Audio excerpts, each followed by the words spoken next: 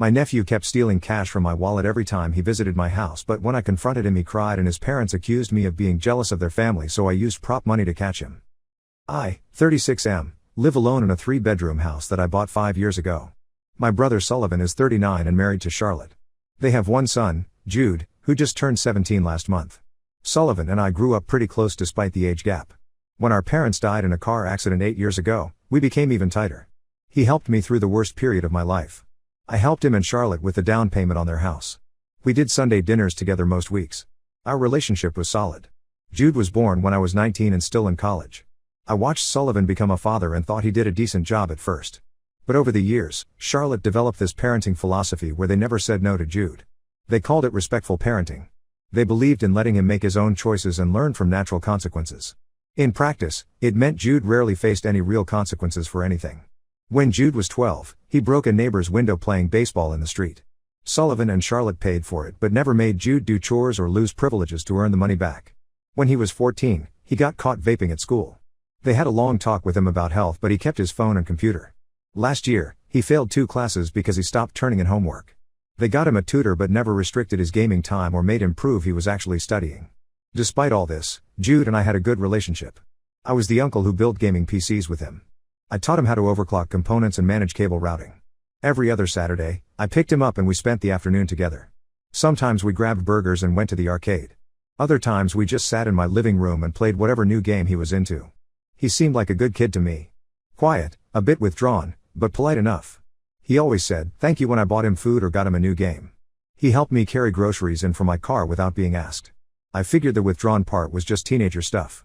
3 months ago, things started getting weird. I keep cash in my wallet for parking meters and food trucks near my office. I'm pretty good about tracking it because I pull out exactly $40 every Monday from the ATM in my building lobby. One week in late October, I went to pay for a sandwich on Thursday and only had $12 left. I thought maybe I bought coffee more than usual or paid for parking somewhere I forgot about. The next week, the same thing happened. I took out $40 on Monday. By Friday, I had $8. I started keeping the receipts from every purchase in my wallet. The third week, my receipts added up to $18 in spending, but I only had $5 left in my wallet. I mentioned it to my coworker Dennis during lunch. He asked if anyone else had access to my house. The only person who came over regularly besides Sullivan and Charlotte was Jude. Dennis suggested I test it.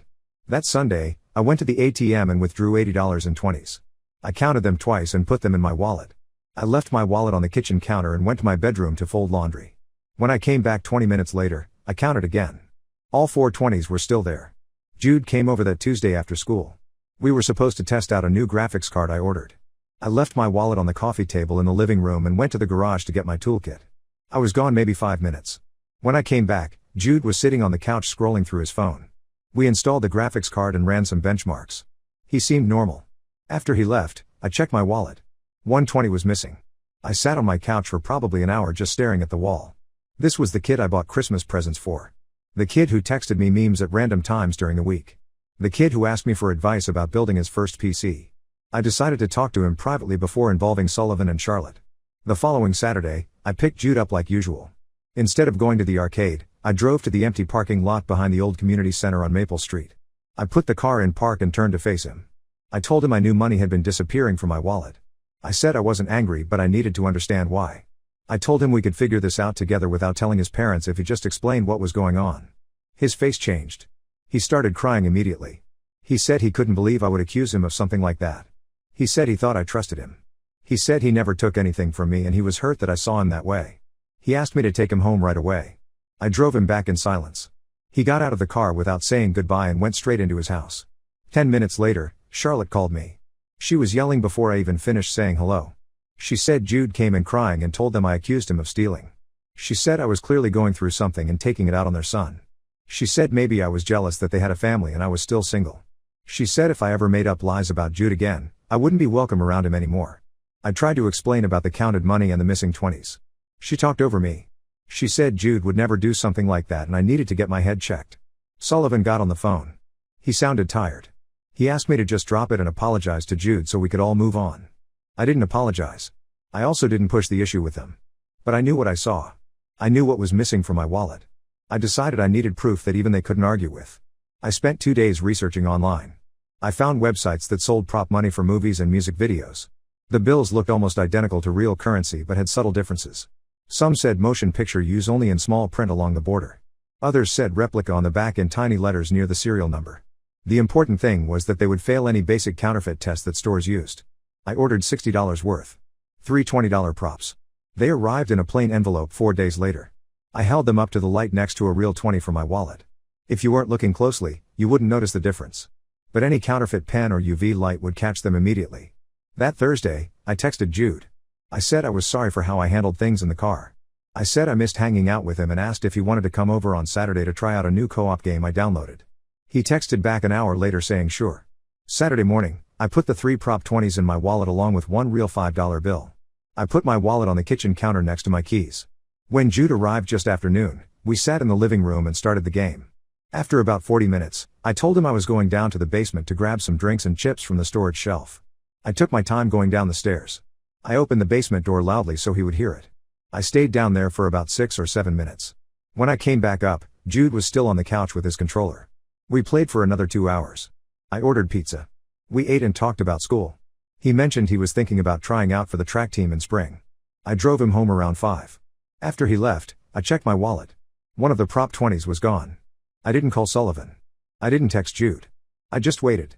Sunday passed with no calls. Monday morning, I was at my desk at work when my phone started ringing. It was Sullivan. I answered and he was screaming so loud I had to hold the phone away from my ear. He said Jude was arrested.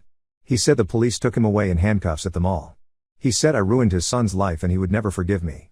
I asked what happened. Sullivan said Jude went to the mall Saturday night with some friends. He tried to buy a game at the store. When he paid with a 20, the cashier used a counterfeit pen on it. The pen marked it as fake. The cashier called the manager. The manager called mall security. Security called the police because passing counterfeit bills is a federal crime. Sullivan was still yelling. He said Jude was in a holding cell overnight. He said Charlotte was at the police station trying to get him released. He said they had to call a lawyer. I waited for him to stop yelling. Then I asked him where Jude got the $20 bill. Sullivan went quiet. I asked again. I said the only way Jude had that fake bill was if he took it from somewhere. Sullivan hung up on me. I called a friend from college who went to law school. His name is Marcus and he works in criminal defense now. I explained the whole situation to him. Marcus was quiet for a long time after I finished. Then he said I was in a complicated spot legally. He said I didn't technically create counterfeit money since prop bills are legal to own and use for their intended purpose.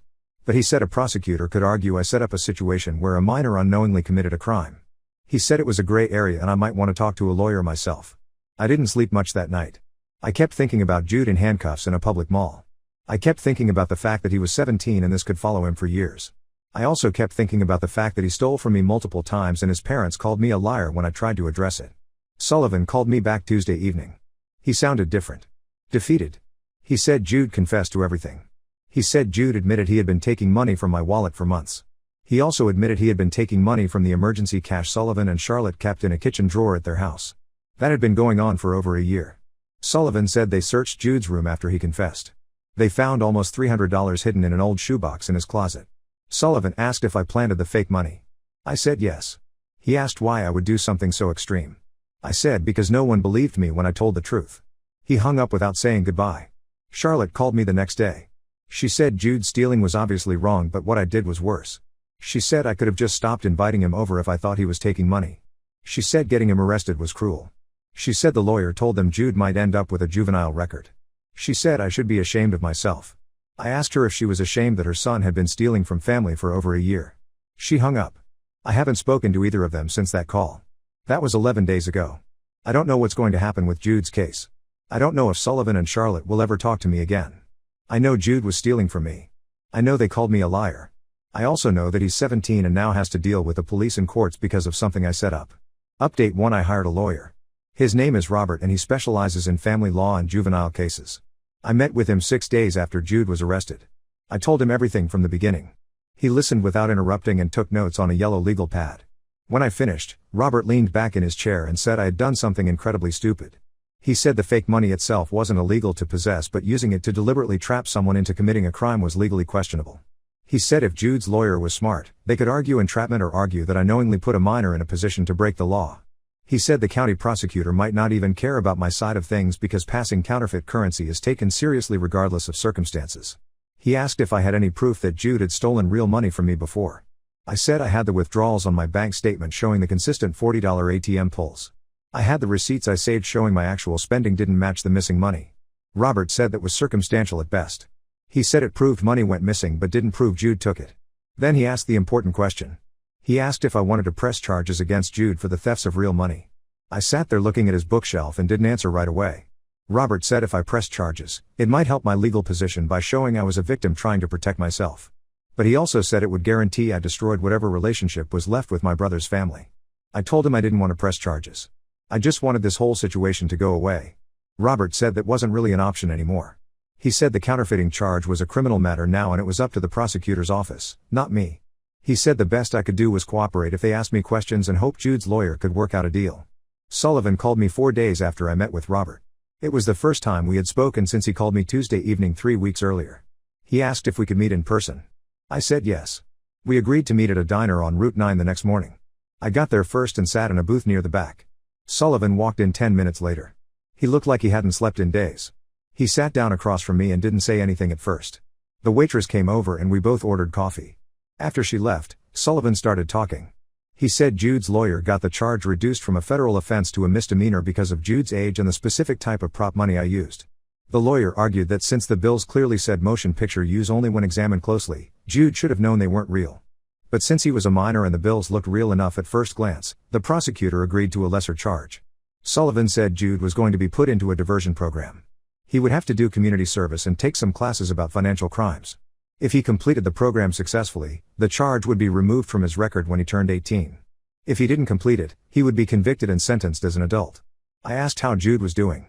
Sullivan stared at his coffee cup. He said Jude barely left his room. He said Jude's friends all knew about the arrest because it happened in public at the mall. He said Jude was being called a criminal at school. He said Charlotte blamed me for all of it. Then Sullivan said something I didn't expect. He said they found more than just cash in Jude's room. When they did the search after Jude confessed, they found 2 pairs of expensive sneakers still in the boxes. They found a watch. They found an iPad that none of them remembered buying. All of it was hidden in Jude's closet or under his bed. I asked where all that stuff came from.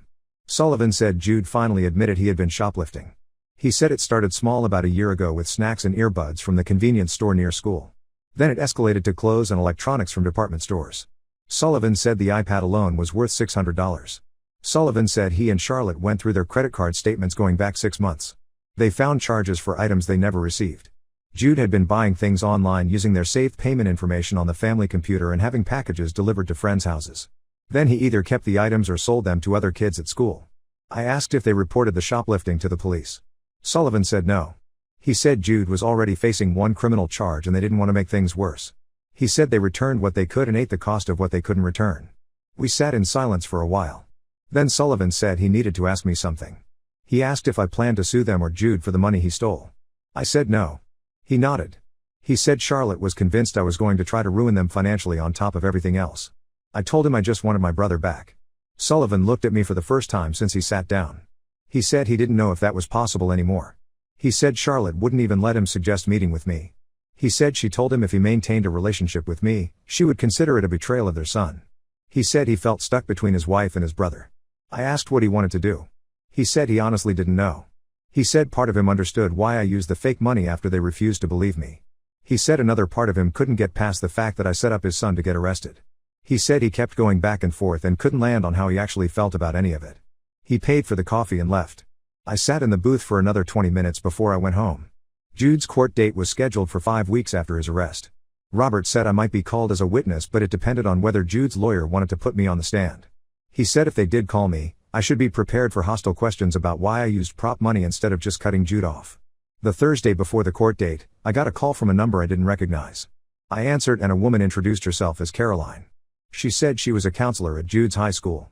She said Sullivan and Charlotte had signed a release allowing her to contact me. She asked if I would be willing to meet with her to discuss Jude's situation. I met her at the school the next afternoon. Her office was small with 2 chairs and a desk covered in paperwork. She thanked me for coming and said she had been working with Jude for the past 2 weeks. She said he had been referred to her by his English teacher who noticed he seemed withdrawn and wasn't participating in class. Caroline said Jude eventually opened up to her about what was going on. She said the stealing and the arrest were obviously serious issues. But she said there was more to the story. She asked if I knew Jude was being bullied. I said no. I had no idea. Caroline said Jude told her it started last school year. There was a group of older kids who targeted him. At first it was just verbal stuff in the hallways. Then they started demanding money. They told him if he didn't pay them $20 or $30 every week, they would beat him up after school. Jude didn't tell his parents because he was embarrassed. He also didn't think they would do anything about it because of their parenting style. So he started stealing to meet their demands. First from his parents' kitchen drawer. Then from me when he realized I kept cash in my wallet. Caroline said the shoplifting started when the bullies told him cash wasn't enough. They gave him lists of specific items they wanted. Sneakers in particular sizes. Electronics. Gift cards. Jude stole the items and handed them over to avoid getting hurt. She said Jude was terrified of the bullies finding out about his arrest. She said he thought they would use it against him or hurt him worse because he couldn't steal anymore. She said the school was now investigating the bullying and had identified the students involved.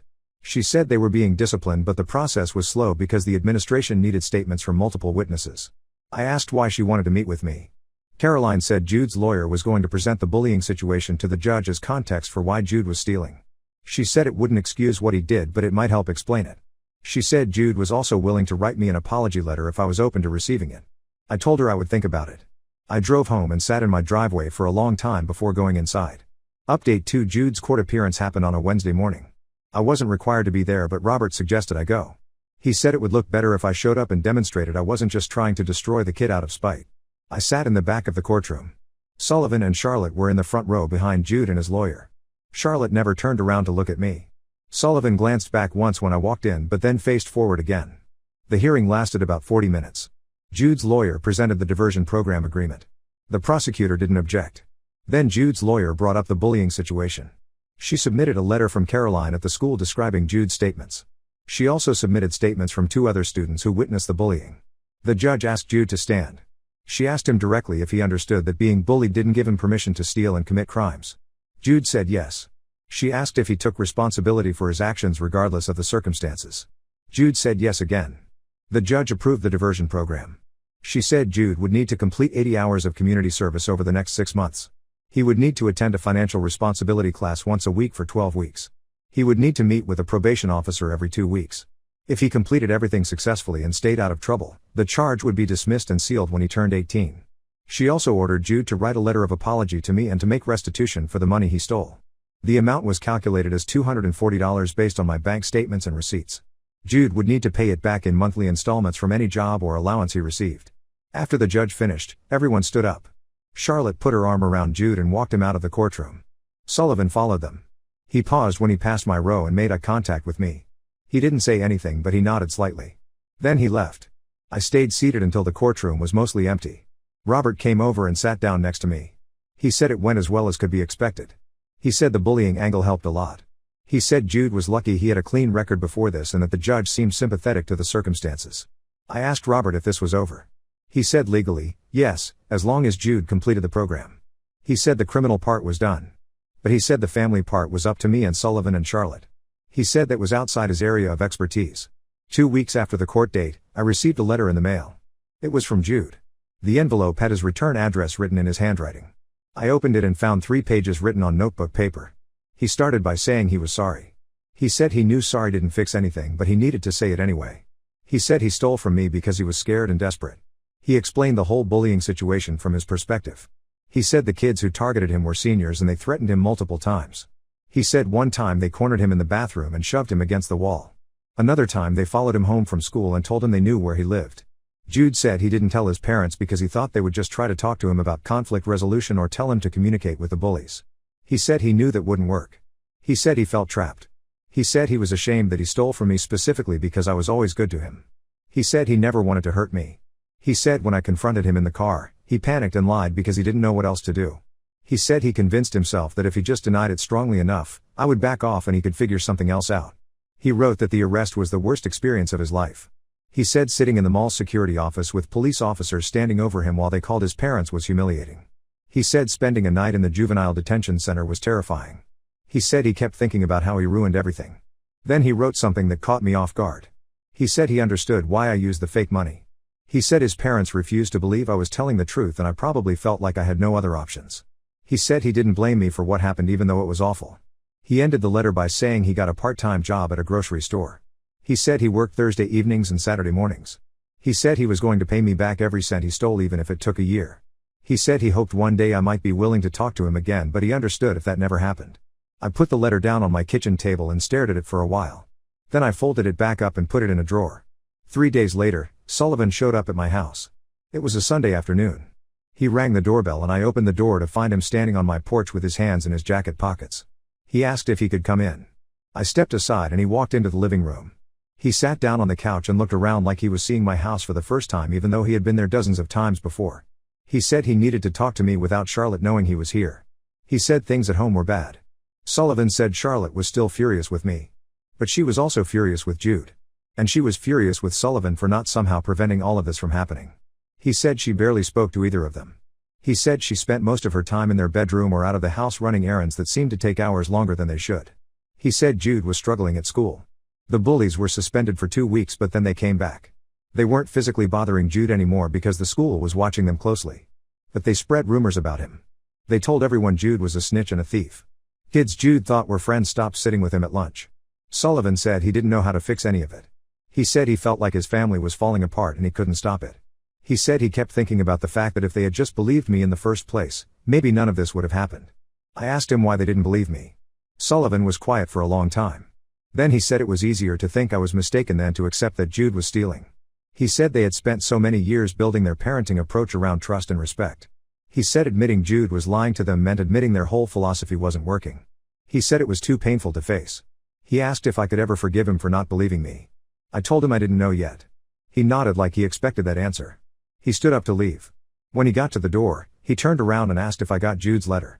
I said yes. He asked if I was going to respond. I said I hadn't decided. Sullivan left and I sat on my couch in the empty house. I thought about Jude at his grocery store job trying to earn back the money he stole. I thought about him sitting alone at lunch because his former friends abandoned him. I thought about Sullivan stuck between his wife who blamed me and his brother who he now realized was telling the truth. I didn't write back to Jude. But I also didn't throw his letter away. Update 3: Jude completed his community service last week. Sullivan texted me to let me know. He said Jude worked at a food bank every Saturday for the past 4 months. He said Jude never missed a shift and the coordinator there wrote a positive evaluation for his probation officer. I haven't seen Jude since before the arrest. I haven't been to Sunday dinners at Sullivan's house. I haven't picked Jude up from school or played video games with him. That part of my life just stopped. Sullivan and I text occasionally. Short messages about nothing important. He tells me about problems with his water heater or a project he's working on in his garage. I tell him about upgrades I'm doing to my home network. We don't talk about Charlotte or Jude unless it's something factual like the community service update. Charlotte still hasn't spoken to me. Sullivan said she refuses to discuss me at all. If Sullivan mentions my name, she leaves the room. He said their marriage is strained. He said they're trying to work through it but it's slow. The bullying situation at school got worse before it got better. The seniors who were targeting Jude graduated in June. But the damage was done. Jude spent the rest of junior year isolated. He dropped off the track team before he even started. He stopped talking in classes. His grades dropped from mostly B's to mostly C's. Sullivan said Jude finished the financial responsibility class the diversion program required. He said Jude seemed to actually pay attention during the sessions. The instructor talked about budgeting and the consequences of theft and fraud. Sullivan said Jude came home from one class and told him he never realized how much stealing could ruin someone's life. Jude paid me back in full 6 weeks ago. He mailed me a money order for $240 along with a short note. The note just said he was sorry and he hoped I was doing okay. I cashed the money order and deposited it into my savings account. I thought about responding to the note. I drafted a text message 3 different times. But each time I read it over, it felt wrong. I didn't know what to say. I didn't know if I forgave him. I didn't know if I wanted to rebuild the relationship we had before. So I didn't send anything. Last month, I ran into Charlotte at the grocery store. I was in the cereal aisle and she came around the corner with her cart. We both froze. For a second, I thought she might turn around and leave. But she didn't. She just stood there looking at me. I said hello. She didn't respond. She stared at me for maybe 10 seconds. Then she pushed her cart past me without saying a word. I watched her walk toward the checkout lanes and disappear around the corner. That night, Sullivan called me. He said Charlotte came home upset. He said she told him she saw me and couldn't bring herself to speak. He said she started crying in their kitchen. He said she told him she wanted to hate me but she couldn't because she knew Jude had been stealing. But she also couldn't forgive me because Jude was still dealing with the consequences of getting arrested. Sullivan said he didn't know how to help her get past it. He said he didn't know how to help any of them get past it. He asked if I had any ideas. I said no. Jude turned 18 2 weeks ago. According to the diversion program rules, his record is now sealed. Legally, The arrest never happened. He can apply to colleges without disclosing it. He can get a job without it showing up on a background check. Sullivan said they had a small birthday dinner at their house. Just the three of them. He said Jude seemed relieved that the legal part was finally over. But he also seemed different. Quieter. More withdrawn than he was even before all of this started. I didn't send Jude a birthday card. I didn't text him. I thought about it. But I didn't. My house feels emptier now than it did before Jude started coming over years ago. I still have the gaming PC we built together sitting in my living room. I still have the tools we used in my garage. Sometimes I walk past them and think about calling him. Then I remember him crying in my car when I confronted him. I remember Charlotte screaming at me on the phone. I remember sitting in that courtroom watching a kid I cared about stand in front of a judge. Sullivan asked me last week if I thought we would ever go back to normal. I told him I didn't think our normal existed anymore. He said that was probably true. I don't know if I did the right thing with the fake money. I don't know if there was a right thing to do in that situation. Jude was stealing from me. His parents called me a liar. I felt trapped and I made a choice. That choice led to him getting arrested and everything that came after. Jude is paying for what he did. He completed the program. He paid back the money. He lost friends and spent a year being isolated at school. The bullies who targeted him faced discipline, but they moved on with their lives. Jude is the one still dealing with it. I'm paying for it too. I lost my relationship with my nephew. My relationship with my brother is damaged. Charlotte won't speak to me. Sunday dinners are gone. The family I had after my parents died is fractured. I don't have a neat conclusion to this. I don't have a moment where everyone sat down and talked it out and forgave each other. That didn't happen. Jude is 18 now and starting his senior year of high school. I'm still living alone in my house. Sullivan is still trying to hold his marriage together. Charlotte is still angry at everyone. Maybe time will change things. Maybe it won't. Right now, this is where we are. Now let's move to the next story. Story 2. I witnessed my best friend leave a club with a stranger after making out with him. I told her fiancé what happened and he found more evidence of her cheating. She later revealed she'd been the one who gave my ex those unexplained hickeys that ended our relationship. I need to get this off my chest. Last weekend, my life got completely turned upside down, and I can't stop thinking about what happened. Some background to understand the whole situation. My best friend Sarah and I have known each other since college. We met during freshman orientation, and we clicked right away. We went through everything together, failed exams, bad breakups, job searches, everything. Sarah was there for me when my dad got sick 3 years ago. She drove me to the hospital every day for 2 weeks. I helped her move apartments 4 times. We traveled together to Mexico, Canada, and across the US. I trusted her with everything. About 4 years ago, I introduced Sarah to my co-worker James. James transferred to our office from the Denver branch. He was new to the city and didn't know many people, so I invited him to a group dinner with some friends, including Sarah. From the moment they met, there was a clear connection between them. They started dating within a month. Their relationship seemed solid. Last year, they bought a house together in the suburbs. Last month, they adopted a golden retriever puppy named Charlie. Sarah sent me pictures of James with the puppy almost every day. They looked like the perfect couple. Last Saturday, Sarah and I went dancing at a new club downtown. A couple of my coworkers joined us. The music was great, and we had a few drinks. Sarah started getting tipsy after her third cocktail. Around midnight, Sarah told me she needed to use the bathroom. I went to the bar to get us more drinks. After waiting about 15 minutes, I couldn't find Sarah anywhere. My coworker Alex asked where she went. I scanned the crowd and spotted her in the corner talking to a guy I didn't recognize. Sarah tends to get flirty when she drinks, so I didn't think much of it. But as I walked toward them, Sarah leaned in and started kissing this stranger. I froze on the spot. My brain couldn't process what I was seeing. Sarah pulled away from the guy, laughed, and touched his chest. I walked over and tapped her shoulder. I asked what she was doing. Sarah brushed me off, saying it was nothing, just the heat of the moment. She begged me not to tell James. My stomach twisted into knots. I told her she put me in a terrible position. Sarah promised she would go to the bathroom and then we could leave. I went to say goodbye to my coworkers. When I turned around, I saw Sarah leaving the bathroom line and heading back to the same guy. They moved to the other side of the club. By the time I pushed through the crowd to reach them, they disappeared. I called her phone repeatedly. No answer. I stepped outside and saw Sarah getting into a cab with a stranger. I called and texted her multiple times. I left voicemails asking her to let me know she was safe. My first concern was her safety, making sure she wasn't going home with someone dangerous. Then came the anger about what she did to James. Sarah finally responded around 5 a.m. Sunday with a text saying she was safe and needed to talk. I woke up at 9 and told her to come to my apartment. She arrived half an hour later. She looked terrible, makeup smeared, hair a mess. She asked to borrow some clean clothes. After changing, she broke down crying at my kitchen table. Sarah admitted she slept with the guy from the club. She claimed she regretted it immediately. When I asked why she did it, she said she missed the feeling of other men being attracted to her. She said she loved James but felt trapped sometimes. I told her she needed to tell James the truth. Sarah nodded and promised she would talk to him. She thanked me for not judging her too harshly. I made it clear that what she did was wrong and unfair to James, who deserved to know the truth. Several days passed without hearing from Sarah. Then yesterday evening, my phone buzzed with a text from her. James proposed, and she said yes. I stared at the message for a long time, trying to process it. Sarah called me moments later, bubbling with excitement. She described how James surprised her with dinner at their favorite restaurant and proposed with her grandmother's restored engagement ring. When she paused to catch her breath, I asked if she told James about what happened last weekend. Sarah's voice changed completely. She said she couldn't tell him now because it would ruin their engagement. Before I could respond, she claimed her mom was calling and hung up. Since then, Sarah has been posting pictures of her ring all over social media with captions about true love and forever. I keep thinking about James. He's one of the kindest people I know. He volunteers at an animal shelter every month. He helped me move furniture when I got my new apartment.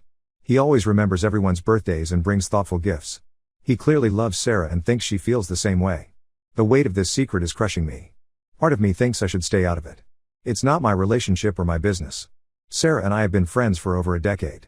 But another part of me can't stop seeing her kissing that stranger and leaving with him. James deserves to know the truth before he marries her. I've been cheated on before. 2 years ago, my ex-boyfriend Tom came home with obvious hickeys on his neck after a night out with his friends. He claimed he didn't remember who gave them to him. I ended things immediately. The pain and humiliation stayed with me for months. Sarah knows all this. She knows how much being cheated on hurt me. Yet she's willing to build her marriage on a lie. I don't know what to do. If I tell James, I'll probably lose Sarah as a friend. If I don't tell him, I'll feel like I'm betraying him too. Has anyone been in a similar situation? What would you do? Edit. Thanks for all the advice. I posted this during my lunch break, and work has been crazy busy this afternoon. After reading the comments, I realized I need to tell James, regardless of what happens with my friendship with Sarah. By coincidence, Sarah texted me during lunch asking about luggage weight limits. I had completely forgotten she's flying to Chicago tonight for a work conference and won't be back until Saturday afternoon. I called James and asked if we could meet after work. He agreed, and I'm meeting him in half an hour. I'll update this post in a few days.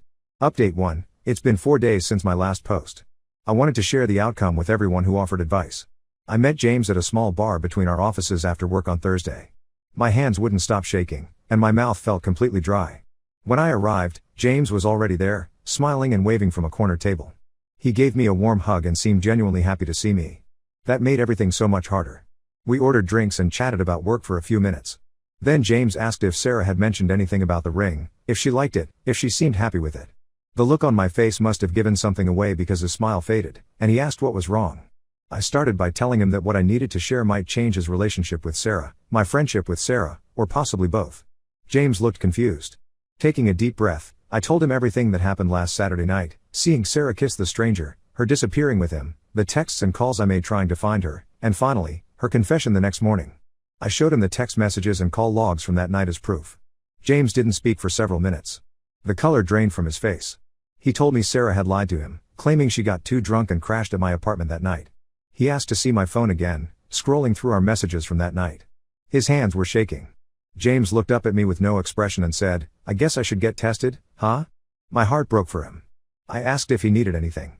He said he believed me and would talk to Sarah when she returned from her trip. He assured me our friendship wouldn't change and thanked me for telling him before they got married. Then he mentioned something that made my stomach drop. He wondered if this wasn't the first time Sarah had cheated. James started to tear up.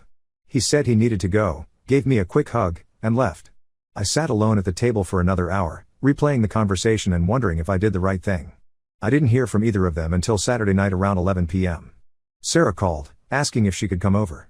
Her voice sounded strange, like she'd been crying for hours. She arrived at my apartment 15 minutes later looking completely broken. Her eyes were puffy and red, her hair unwashed, wearing the same clothes she'd traveled in. Sarah collapsed on my couch and told me James had broken off their engagement. Apparently, after I told him about the club incident, he decided to check her Facebook messages.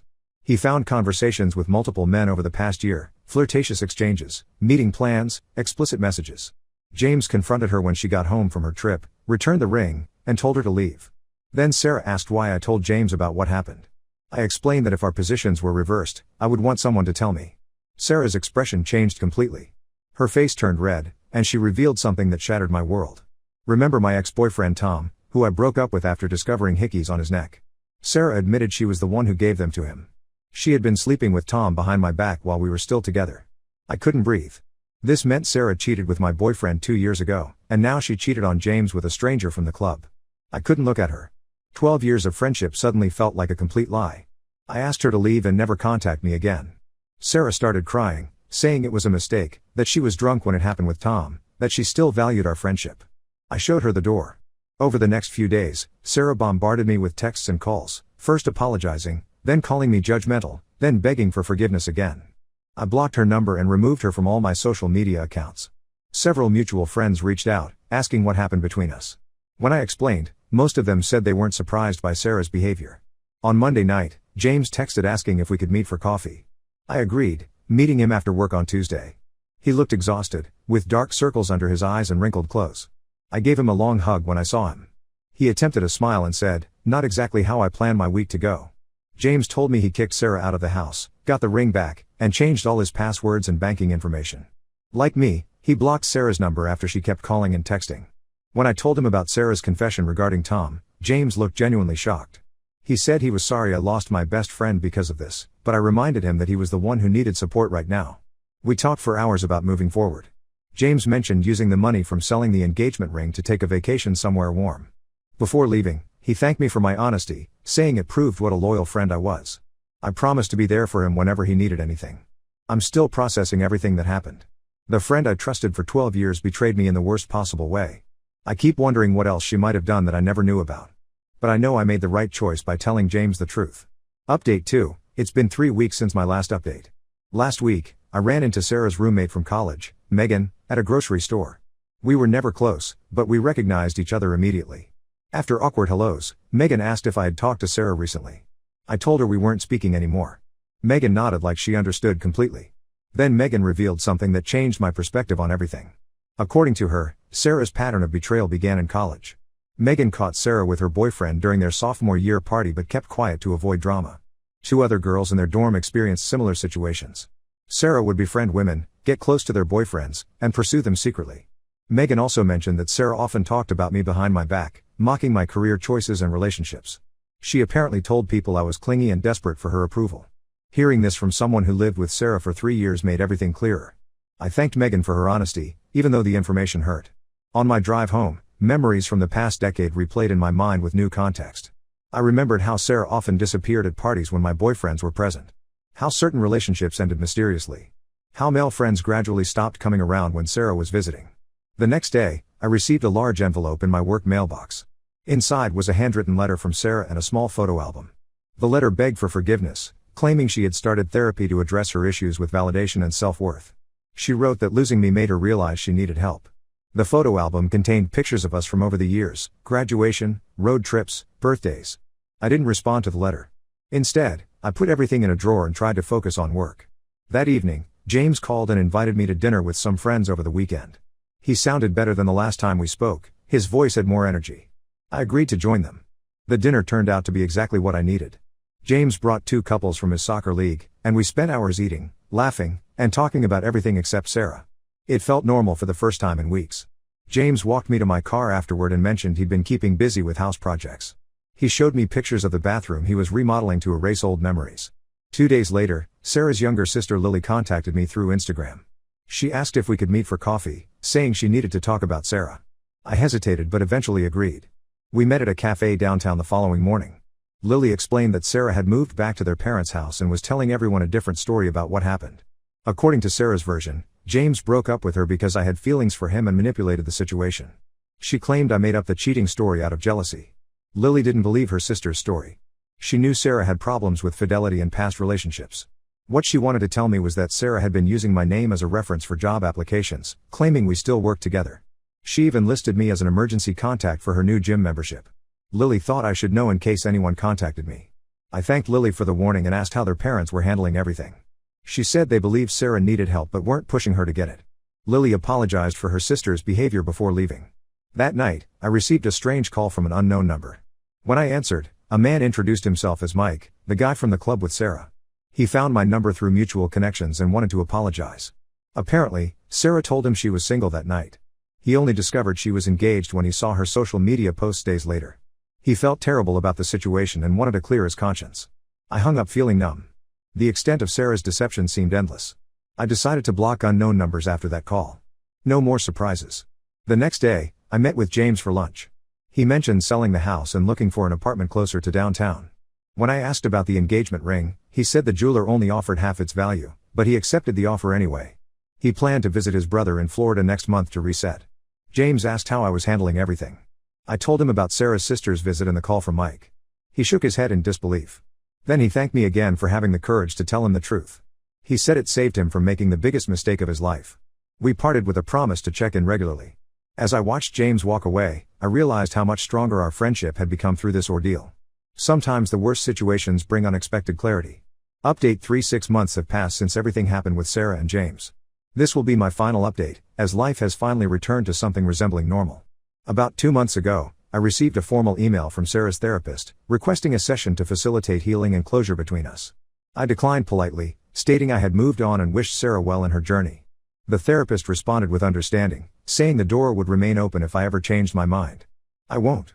Sarah tried to reconnect through mutual friends several times. She sent birthday gifts to my office, which I returned unopened. She appeared at a restaurant where I was having dinner with coworkers, claiming it was a coincidence. Each time, I maintained firm boundaries. Eventually, her attempt stopped. Last month, Sarah's parents called me. They apologized for their daughter's behavior and asked if I would consider talking to her again. They mentioned she seemed truly remorseful and had been in therapy consistently. I thanked them for reaching out but explained that some bridges cannot be rebuilt. They seemed disappointed but didn't push further. As for James, he sold the house and moved to an apartment downtown. He used part of the money to start a small side business restoring vintage motorcycles. We still meet for coffee or dinner occasionally. He seems genuinely happier now, focused on his own growth rather than relationship drama. During our last dinner, James mentioned he had begun dating someone new, casually, nothing serious. He met her through his motorcycle restoration community. He said he was taking things slowly and being more cautious about red flags. I was glad to see him moving forward. James also revealed something interesting about Sarah. Through mutual connections, he learned she had been telling people we were dating now, implying this confirmed her story about me breaking them up. When he heard this rumor, James publicly denied it on social media, explaining that while we remained friends, there was nothing romantic between us. Sarah deleted her social media accounts shortly after. As for me, I've made significant changes too. I started taking weekend photography classes, something I always wanted to try but never made time for.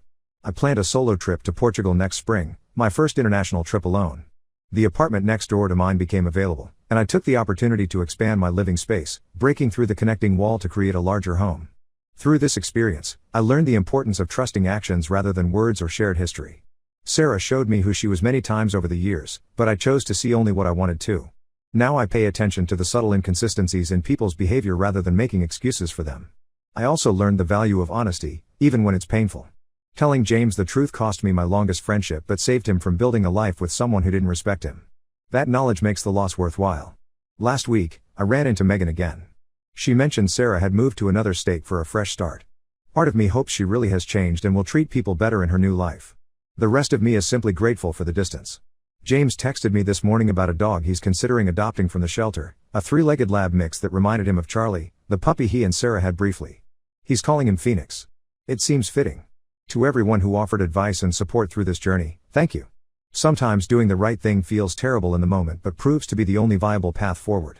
Trust your instincts, value honesty, and remember that real friends don't put you in impossible positions.